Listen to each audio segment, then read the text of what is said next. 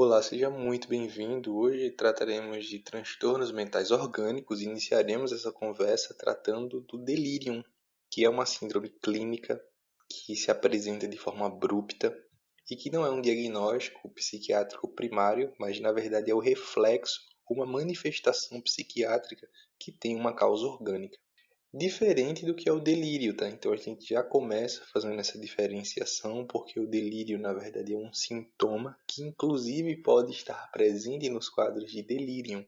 O delírio é uma alteração de pensamento, por exemplo, aquele paciente que fala que fizeram um clone dele, aquele paciente que diz que está sendo perseguido e não consegue se modificar essa estrutura desse pensamento, não se consegue convencer esse paciente de que ele está, na verdade, tendo uma concepção equivocada do que é a realidade. O delírio é um transtorno psiquiátrico, é o mais comum desses transtornos no meio hospitalar, e ele pode ser o primeiro sinal de diversas patologias. Estima-se aí que cerca de 70% dos casos não são reconhecidos em ambiente hospitalar, e por isso a importância de que a gente consiga entender. E aqui a gente já vai discutindo, tá? Geralmente aquele quadro de um paciente que está passando por um período de internação, que ele vem com um quadro, quer seja de uma pneumonia, quer seja de uma infecção sistêmica, quer seja de uma infecção urinária, e ele de forma abrupta começa a apresentar manifestações com flutuação. O que seria essa flutuação? Pacientes que durante o dia, por exemplo, estão mais tranquilos, mas à noite eles começam a apresentar quadros de agitação psicomotora, podendo estar associada com diminuição de nível de consciência, comprometimento da atenção, distúrbios da percepção, delírios, e esses delírios, que são essas alterações de pensamento, são fugazes e são pouco estruturados. Diferente de outros quadros onde esses delírios eles não estão associados com estrutura mais elaborada justamente por sua fugacidade e essa apresentação aguda. Dificuldade quanto à memória de fixação, desorientação em relação ao tempo. Então, eventualmente, esses pacientes sabem onde estão, mas não sabem o dia da semana, não sabem o mês. Comprometimento da atividade psicomotora. Ou seja, esse paciente ele vai ter um aumento dessa função psicomotora ou uma diminuição. Existe alteração no processo sono-vigília. E importa que a gente fale das etiologias. Então, como etiologias, a gente pode ter infecções sistêmicas, infecção do trato urinário, desequilíbrio hidroeletrolítico, hipoglicemia, quadros de hipóxia, inconsequência de traumas, abstinência de substâncias e medicamentos, triptilina, benzodiazepínicos, algumas toxinas. Então, existem diversas causas, doenças orgânicas crônicas graves, desidratação, déficit sensorial. E para que a gente entenda ou se contextualize melhor em relação a essa síndrome clínica, a gente precisa abordar o paciente sabendo de que no momento que reconhecermos a causa base e tratarmos, esse quadro ele vai arrefecer e o paciente vai ter uma melhora. Por isso a gente vai lançar a mão de um conjunto de exames.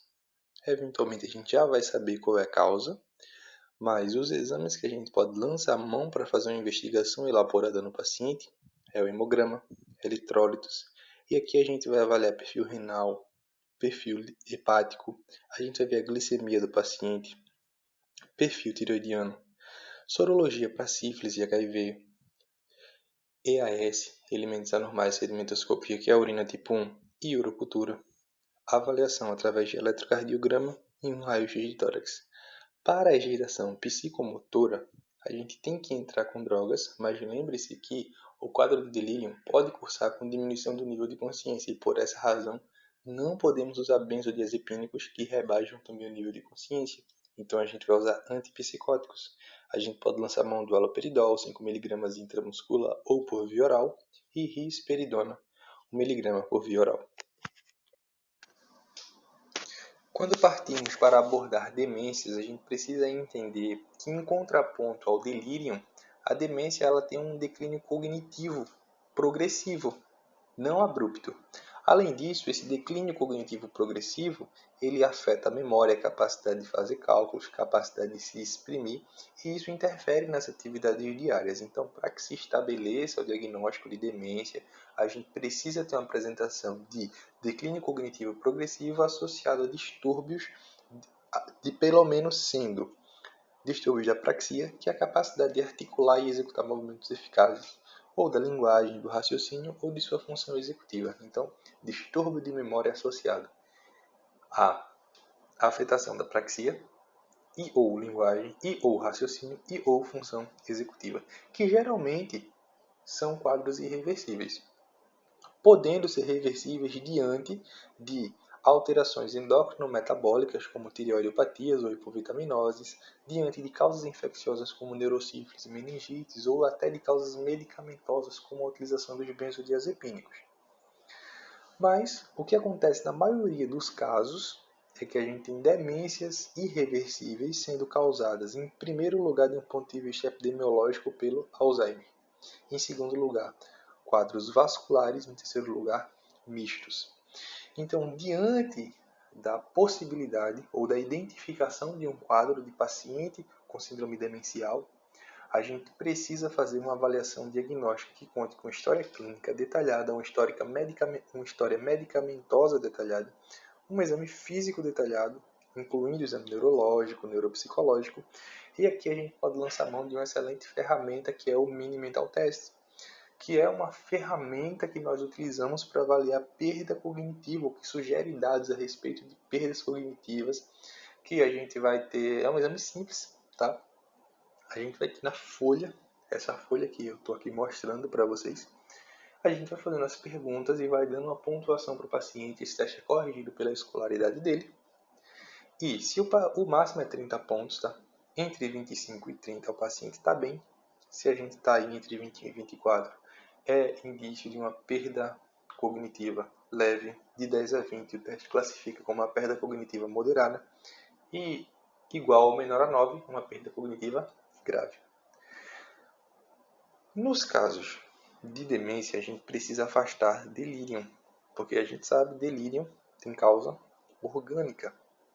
Então a gente precisa afastar essas causas sistêmicas e a gente também tem que afastar as causas psiquiátricas. Diante dessa principal etiologia de demência, que é o Alzheimer, a gente precisa entender que o diagnóstico anatomopatológico ele só é dado através de uma avaliação de amostra cerebral. Isso só pode ser feito quando o paciente evolui a óbito. Então, por essa razão, deve-se excluir todas as etiologias possíveis para que esse diagnóstico de Alzheimer seja estabelecido. E a gente precisa entender que o Alzheimer é uma doença neurodegenerativa progressiva de causa desconhecida que afeta a população idosa. Então, por essa razão, exame físico detalhado, história medicamentosa, história clínica detalhada, para que a gente consiga excluir todas as outras causas possíveis. E aí a gente vai lançar mão de inibidores de acetilcolesterase como forma de tratamento do paciente, podendo lançar mão de outra terapêutica em quadros mais avançados. E também a gente tem demência vascular e associada a fatores de risco, e por isso a importância de controlar fatores de risco como hipertensão, doenças cardíacas, álcool e o tabagismo, né?